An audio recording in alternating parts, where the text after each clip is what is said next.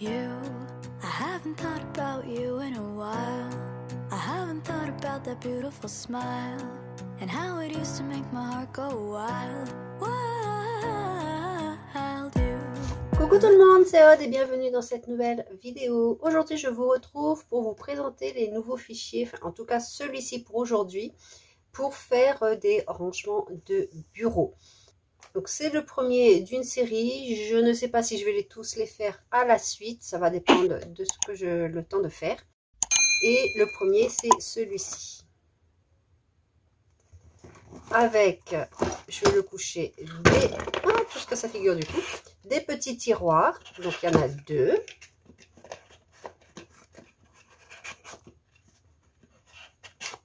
Et des grands tiroirs. Comme ceci.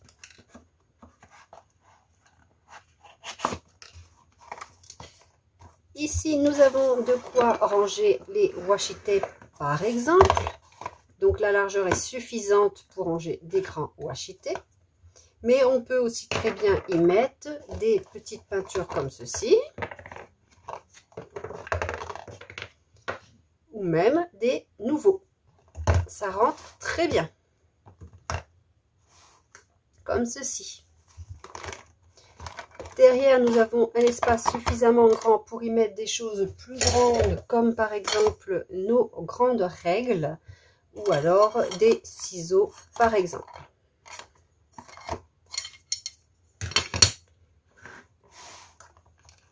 Plus tard, moi, personnellement, je vais me faire des petites étiquettes que je rajouterai ici. Ou comme ici, pour pouvoir savoir ce qu'il y a dans chaque tiroir. Vous avez aussi la possibilité, je le dis dans la vidéo process qui va suivre juste après, de ne pas mettre les petits tiroirs, mais faire 4 grands tiroirs. De ce fait, ici, ce sera la même profondeur qu'ici, si vous préférez. C'est au choix. Soit vous faites quelque chose de plus profond derrière, soit la même profondeur qu'ici. De ce fait, il faudra que vous rectifiez les fichiers de découpe ici pour le fond, ou alors vous les laissez et après quand vous collez, il y a une partie qu'on ne verra pas étant donné qu'ils seront cachés par le fond. On ne verra pas si vous ne voulez pas vous embêter à redécouper. Donc les print and cut effet bois est compris dans le fichier, mais vous pouvez tout à fait découper dans vos propres papiers si vous voulez. Vous avez le print and cut qui est un fichier à part, donc il y aura les PNG de chaque élément, pour notamment les machines comme Cricut, qui, si vous importez le PNG, vous pouvez faire le contour, et ensuite vous faites les contours automatiquement de toutes vos découpes. Il y a aussi le fichier PDF, il me semble que le fichier PDF, donc c'est pour les personnes qui veulent imprimer et découper au ciseau, mais je crois que la Scan and Cut peut aussi très bien vous l'imprimez et vous faites avec votre Scan and Cut, vous scannez et vous découpez. Il y a des contrastes, parce que vous voyez, c'est des formes carrées, voire ici un peu plus avec des arabesques ou des arrondis pour le bord. Et donc, je pense que vous pouvez découper avec vos machines aussi, Scan and Cut. Je vais mettre aussi les fichiers SVG, comme d'habitude, les PDF. Alors, pour les PDF, c'est-à-dire pour les personnes qui découpent au ciseau, ce sont des templates. Je vais mettre les mesures. Ce sont les mesures que moi, j'ai utilisées, donc elles seront correctes. Simplement, il faudra faire attention car c'est au millimètre près. J'ai pas été à 2-3 chiffres après la virgule, c'est pour ça que je vais vous mettre les mesures. Bien que pour cette forme-là, après c'est à vous de voir si vous l'imprimez et découpez pour vous permettre d'avoir un gabarit pour avoir ceci et de manière à ce que ça corresponde exactement après au fichier ici, effet bois. Ils seront à l'échelle, sauf pour les grands tiroirs. Il faudra une feuille A4 pratiquement complète. Donc si je vous le mets, quand vous allez faire une impression, il y a une marge, ça risque de vous réduire le fichier et donc il ne va plus correspondre après au tiroir par exemple. Donc celui-ci par contre, il faudra juste reporter toutes les mesures au millimètre près. Et voilà pour ce fichier. Moi, je vous laisse avec la suite de la vidéo process. À bientôt! Alors, pour le réaliser, je vais juste vous montrer les grandes étapes. Les fichiers de découpe, comme j'ai dit précédemment, sont en boutique. Je voulais, avant de commencer, vous donner une petite astuce print and cut silhouette. Alors là, là il y a plus de découpes de tiroirs que pour ce rangement de bureau, car il y en a d'autres qui vont suivre. J'avais déjà remarqué que par rapport à ce repère-là, il ne fallait pas mettre quelque chose de foncé à côté, parce que soit il ne le détecte pas, soit il le détecte mais pas au bon endroit. Alors celui-ci va le détecter par exemple ici, celui-ci au bon endroit, et après les découpes elles vont être de ce repère à celui-ci par exemple, et ça va partir en biais. Donc j'ai déjà remarqué, donc je ne mets plus rien ici de foncé. Les tiroirs sont assez foncés, il y a même du noir par endroit, c'est pour ça que je n'ai pas mis là. Mais je n'ai pas pensé à ce repère-là, et il faut faire la même chose. Donc, il trouvait ce repère et celui-ci, qui sont bien entourés de blanc, de couleur claire, il n'y a pas de souci. Celui-ci, j'avais le tiroir qui est le même qu'ici. Donc, c'est assez foncé, il y a des pointes de noir. Et il ne me trouvait pas ce repère. Donc, ce que j'ai fait pour ne pas perdre ma feuille, j'aurais pu les découper à la main, hein, mais pour ne pas perdre ma feuille, et que je voulais découper à la machine, j'ai simplement découpé une chute de papier blanc que j'ai collée sur l'angle ici, en faisant attention de ne pas recouvrir mon repère, et j'ai lancé ma découpe.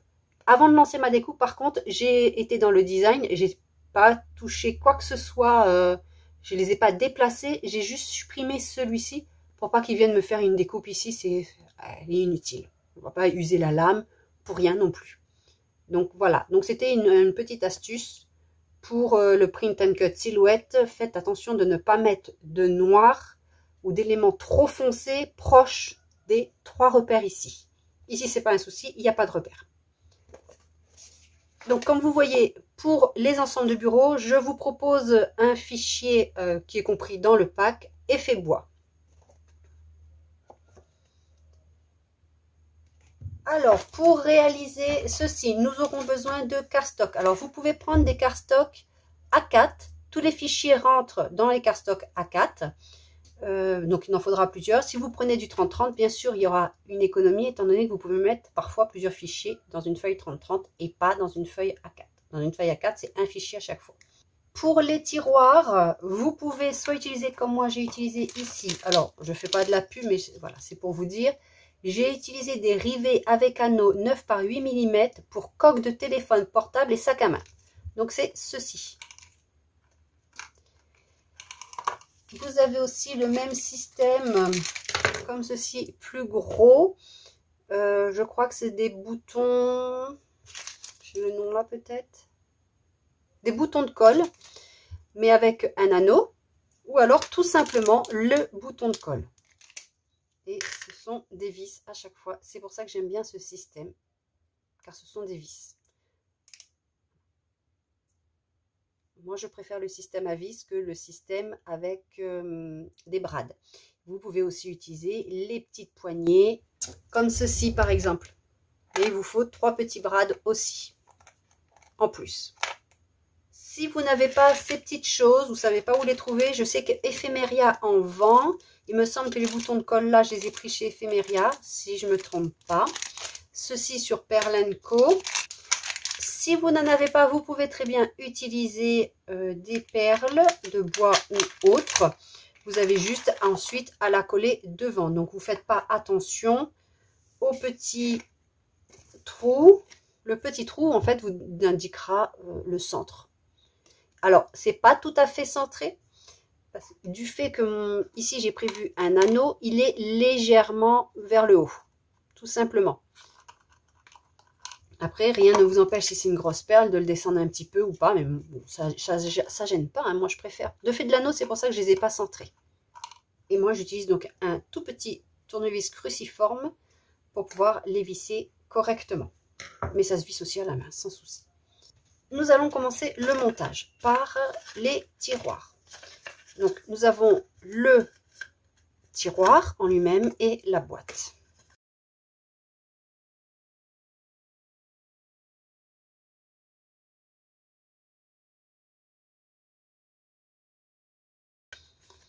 et ces pattes de collage, on les met à l'extérieur pour ne pas gêner le tiroir lorsqu'il glisse à l'intérieur. Donc on les met sur l'extérieur. Je ne sais plus si j'ai dit extérieur ou intérieur. Je profite qu'un tiroir soit déjà fait pour l'utiliser. Vous pouvez aussi commencer par le tiroir. Dans ces cas-là, c'est pour pouvoir bien appuyer sur les côtés et le dessus. Par contre, je ferai attention de ne pas laisser le tiroir dedans pour que la colle, si elle déborde, ne vienne pas coller le tiroir.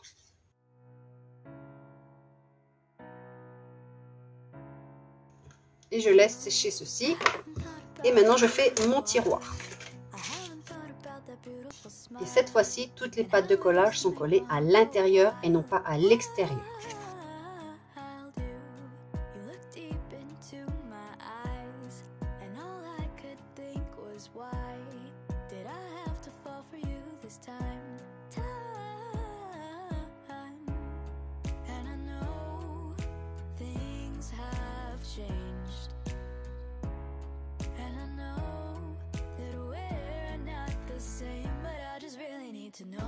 Ah, collez bien droit, parce que vous voyez ici j'ai pas collé droit et ça déborde et ça gêne pour après la pliure. Donc collez bien droit.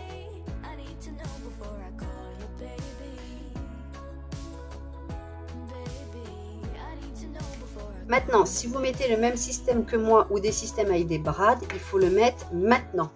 Là c'est la dernière ligne droite où vous pouvez le mettre, sinon vous le mettez tout au début. Il faut aussi coller maintenant bien sûr le papier.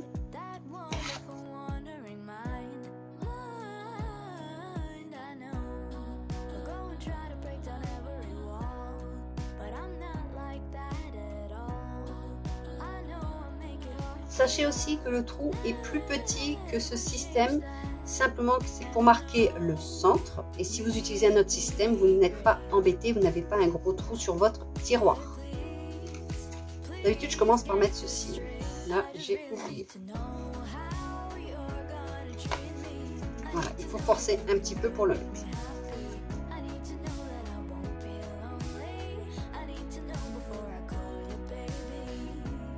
Pour finir, il est important de commencer par rabattre les petits côtés et seulement après les grands côtés. Sinon, ça ne fonctionnera pas.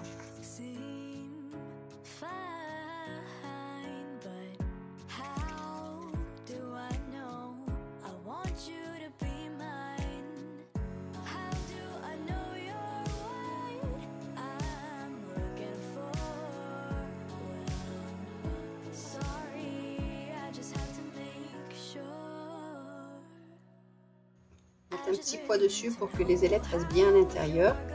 Donc vous pouvez faire, soit vous faites 4 grands tiroirs et vous les mettez les 4 l'un sur l'autre comme ceci, 2 et 2. Soit vous faites 2 grands et 2 petits. Donc le montage c'est le même. Je ne vais pas reprendre le montage ici et vous le tenez, vous les mettez bien devant, bien sur les côtés.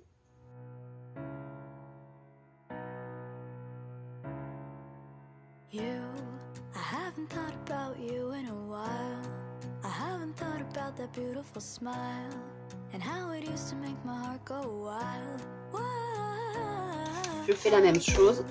Moi, je vais prendre 2 petits tiroirs. Vous pouvez prendre 2 grands tiroirs. C'est simplement que le bloc du fond sera moins profond si vous mettez des grands à la place des petits. Alors là, si vous voyez que ça s'écarte un peu, n'hésitez pas à mettre, par exemple, du scotch de masquage, du scotch de peintre, tout simplement, pour les serrer un petit peu. Ça ne se verra pas, c'est en dessous et ça fait un renfort supplémentaire. Sinon vous les mettez contre 2 presses. Je les mets bien dans le bon sens et je viens coller devant.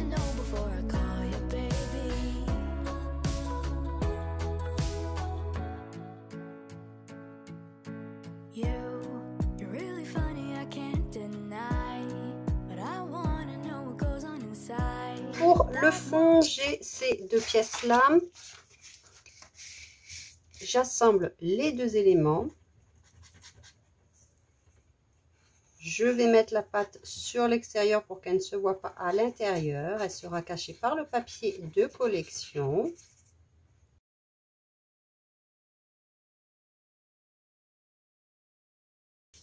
Faites pas attention, j'avais fait la bêtise.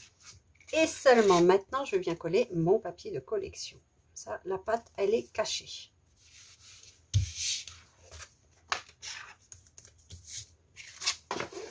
Voici ce qu'on obtient. Je vous ai proposé un papier, si vous voulez le mettre ici, ce qui va consolider l'ensemble. Mais ce n'est pas obligatoire, je ne pense même pas le mettre personnellement. Éventuellement au dos, mais bon, ça, au dos, c'est intéressant si c'est une boîte qui est déplacée ou si c'est pour offrir.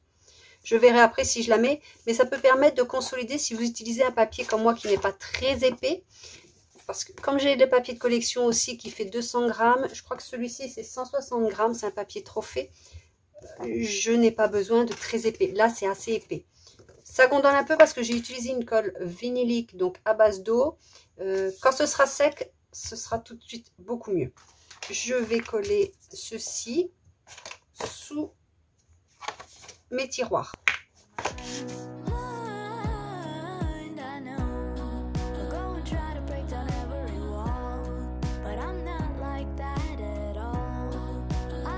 Maintenant que je suis sûre de moi, je peux venir mettre de la colle ici sur le fond des 2 premiers tiroirs.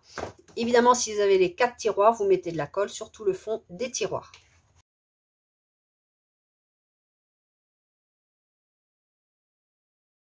Maintenant, on va faire le petit box qui se trouve devant. Je commence par mettre le papier de collection devant, ce sera plus facile.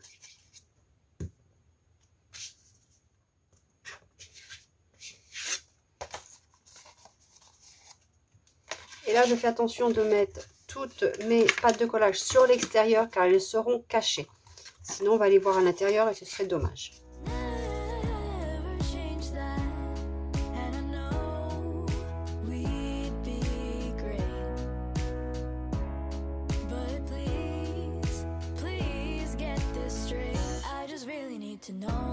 Maintenant, je reprends ceci. Faites pas attention, comme d'habitude, j'ai fait une erreur dans mon fichier de découpe. D'ailleurs, il faudrait peut-être qu'un jour que je garde tous mes rushs et que je vous fasse un bêtisier. Ce sera peut-être comique. Maintenant, je vais simplement venir coller ceci ici. Donc, le mieux possible. Si je me mets le plus droit possible, cela va correspondre à mon bord. Donc, l'idéal, ce serait peut-être d'ailleurs de commencer par coller ceci en mettant de la colle ici.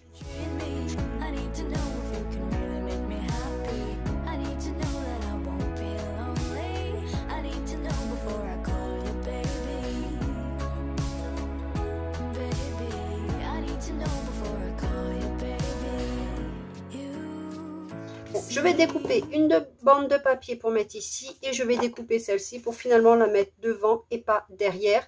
Et ce sera terminé. Bien sûr, vous pouvez mettre le papier que vous souhaitez. C'est comme vous le voulez. J'espère que vous avez aimé cette vidéo. Si c'est le cas, n'hésitez pas à le dire en commentaire. Et je vous dis à bientôt pour une prochaine vidéo. Passez de bonnes fêtes. Bye bye.